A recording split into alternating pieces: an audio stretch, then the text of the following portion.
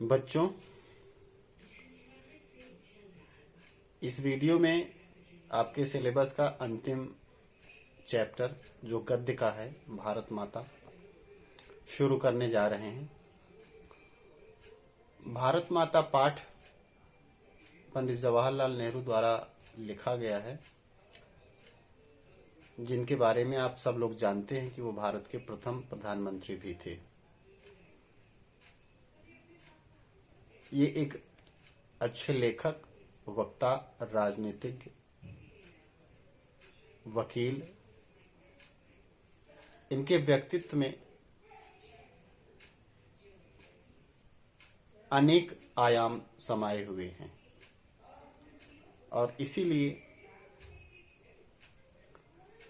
जो ये पाठ है भारत माता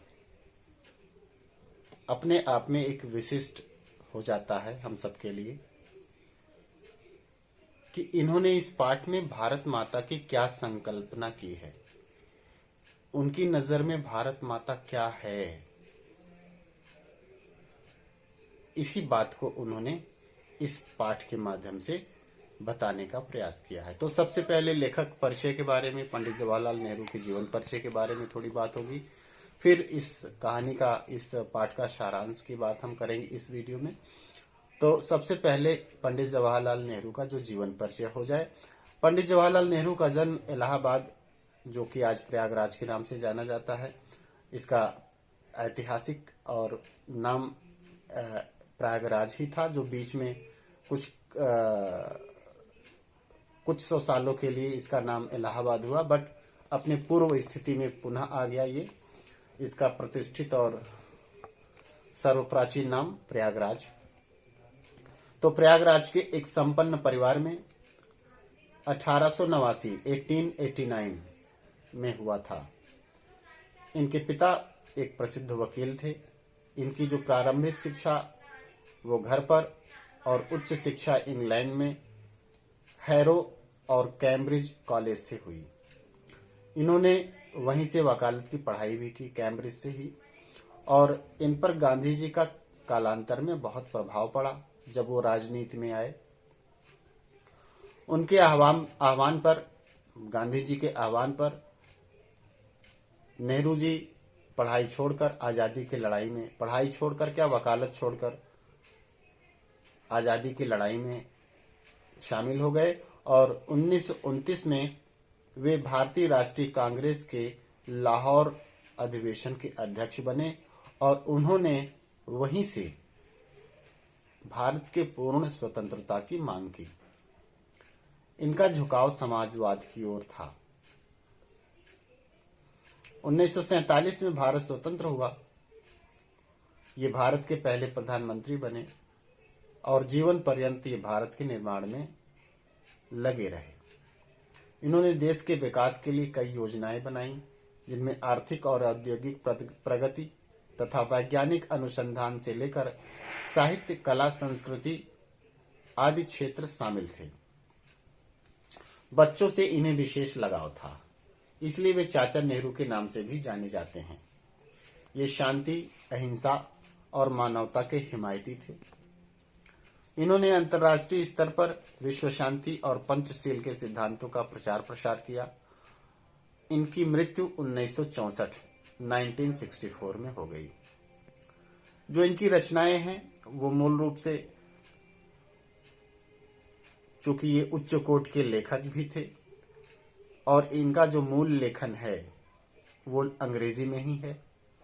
इनकी रचनाओं का हिंदी सहित अनेक भाषाओं में अनुवाद हुआ है। इनकी जो मुख्य रचनाएं हैं वो हैं मेरी कहानी, जो कि आत्मकथा है, विश्व इतिहास की झलक, हिंदुस्तान की कहानी, पिता के पत्र पुत्री के नाम, जो कि उन्होंने इंदिरा गांधी को लिखे थे, लेखों और भाषणों का संग्रह, हिंदुस्तान की समस्याएं, स्वाधीनता और उसके बाद, राष्ट्रपिता, भारत की बुनियादी एकता, लड़खड़ाती दुनिया, ये सब इनकी रचनाएं थी। तो रचना की दृष्टि से जो इनका लेखन है वो बहुत ही समृद्ध है। तो ये तो हुआ लेखक परिचय। जवाहरलाल नेहरू जी का ये परिचय था संक्षिप्त। अब आते हैं इस भारत माता में है क्या, इस पाठ का मूलतः सारांश क्या है। तो भारत माता जो अध्याय है, जो पाठ है, हिंदुस्तान की कहानी का 5वां अध्याय है। ये हिंदुस्तान की कहानी ग्रंथ से लिया गया है और उसका ये 5वां अध्याय है। इसमें नेहरू ने बताया है कि किस तरह देश के कोने कोने में आयोजित जलसों में जाकर वे आम लोगों को बताते थे कि अनेक हिस्सों में बटा होने के बाद भी हिंदुस्तान मूलतः एक ही है। इस अपार फैलाव के बीच वे कौन सी एकता के आधार हैं और क्यों भारत एक देश है। क्योंकि अंग्रेजों ने इसे उपमहाद्वीप की संज्ञा दी थी। उपमहाद्वीप का मतलब एक ऐसा महाद्वीप जो कि छोटे छोटे राज्यों में, छोटे छोटे देश में बटा हुआ है। बांटो और राज्य करो की नीति के तहत उन्होंने इसे उपमहाद्वीप की संज्ञा दी और पंडित जवाहरलाल नेहरू ने इसके जस्ट अपोजिट, इसके खिलाफ उन्होंने कहा कि हिंदू कुश से लेकर कन्याकुमारी तक और इधर सिंध से लेकर आपका आसाम तक भारत एक देश है, एकजुट है, सांस्कृतिक और राजनीतिक दोनों ही दृष्टियों से। तो इसी का झलक है कि ये भारत माता जो कि हिंदू कुश से लेकर यहाँ आपके कन्याकुमारी और सिंध से लेकर आसाम तक जो एक भारत है, मूलतः उसकी रूपरेखा, उसकी संकल्पना क्या है। वे बताते हैं कि भारत के सभी हिस्सों की जो नियति है, जो उसका भाग्य है, वो एक ही तरीके से बनता और बिगड़ता है। उन्होंने भारत माता शब्द पर भी विचार किया तथा यह निष्कर्ष निकाला कि भारत माता की जय का मतलब है यहाँ के करोड़ों करोड़ लोगों की जय। नेहरू जी का कहना है कि जब वे जलसों में जाते हैं और श्रोताओं से भारत की चर्चा करते हैं, भारत संस्कृत का शब्द है और इस जाति के परंपरागत संस्थापक के नाम से निकला है। भारत मतलब भारत।